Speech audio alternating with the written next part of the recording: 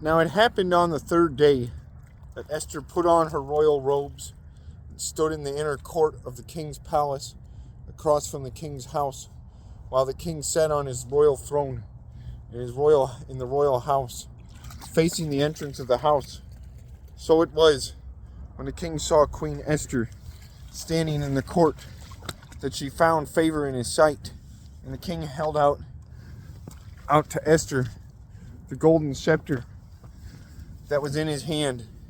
Then Esther went near and touched the top of the scepter, and the king said to her, "What do you wish, Queen Esther? What is your request? It shall be given to you, up to half the kingdom." So Esther answered, "If it pleases the king, let the king and Haman come today to the banquet that I have prepared for him."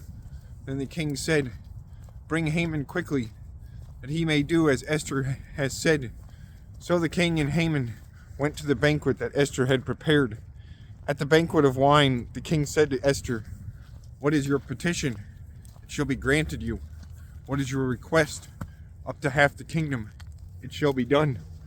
Then Esther answered and said, "My petition and request is this: if I have found favor in the sight of the king, and if it pleases the king to grant my petition and my full request, and to fulfill my request, then let the king and Haman come to the banquet which I will prepare for them, and tomorrow I will do as the king has said."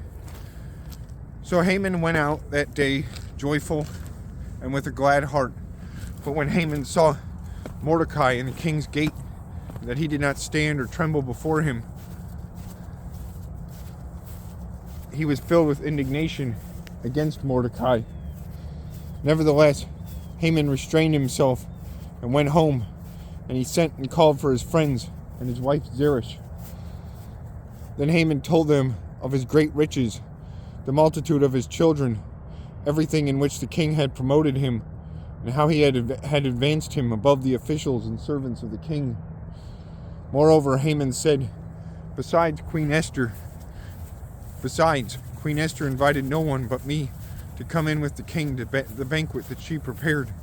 And tomorrow I am again invited by her, along with the king."